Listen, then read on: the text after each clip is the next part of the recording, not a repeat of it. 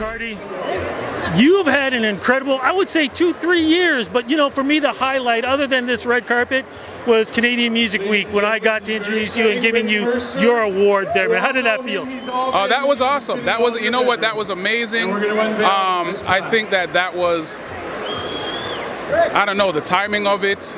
It was incredible. It was an honor. My family was there. My peers were there.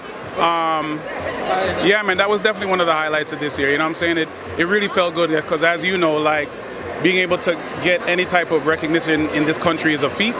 So I thought it was super awesome, and I was honored. And how do you feel about tonight?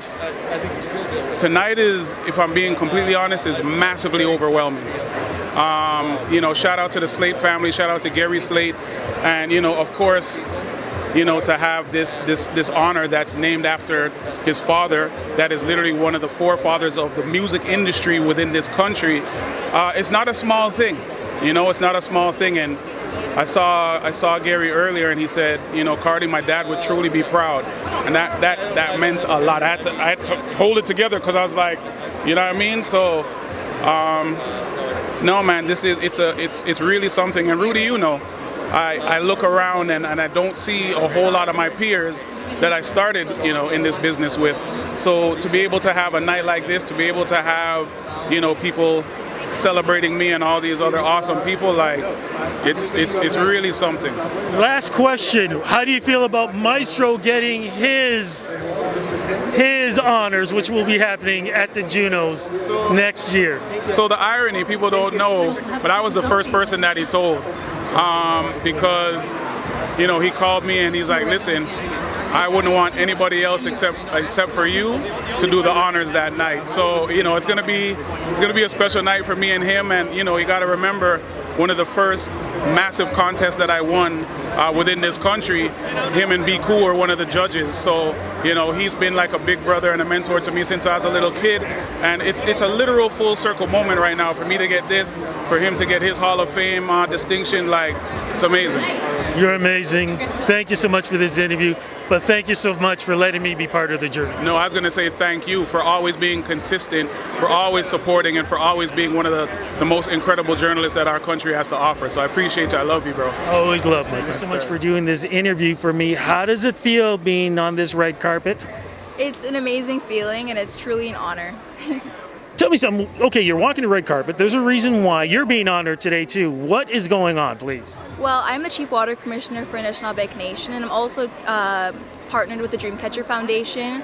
But the significance of that is I advocate for Indigenous people and Indigenous issues involving racism, discrimination, missing and murdered Indigenous women, and clean drinking water issues. That is amazing. Are we doing a better job, yes or no, for the last couple of years? I mean, things seem to be changing, but you're probably the best person to say yay or nay.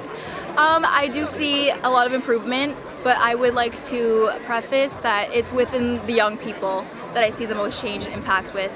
What do you want to see happen? If I could give you that magic wand and say, okay, here's what we need, this is what we want to see, even talking to the government, what do you want to see happen? Promises being kept and not being let down by the Canadian federal government. All right, well, like I said, you are walking the red carpet. Who are you excited to see today? I am super excited to see everyone. I don't really have specifics, but I'm just super excited to be here and to see everyone. And of course, we are talking about 2023 going to 2024. What are your wishes for 2024 for Canada? My wishes are for us to become a better country as a whole. Oh, great. I love that. Thank you so much for this interview. Have a great time tonight and all the best in 2024. Gary, much respect. Mad respect for your family, for yourself, the things that you have done for this industry, for the Canadian music fabric. How does it feel being honored for what you've done and your family has done at Canada's Walk of Fame? Well, obviously it feels wonderful, especially in that my dad was put on the walk 2 years ago, and I was able to do it this year for all the things that our family has done for society and hospitals and children and music, and I can go on and on. So I'm delighted. What was about this business that you enjoyed so much? I know for myself, I mean, I got into radio 1985.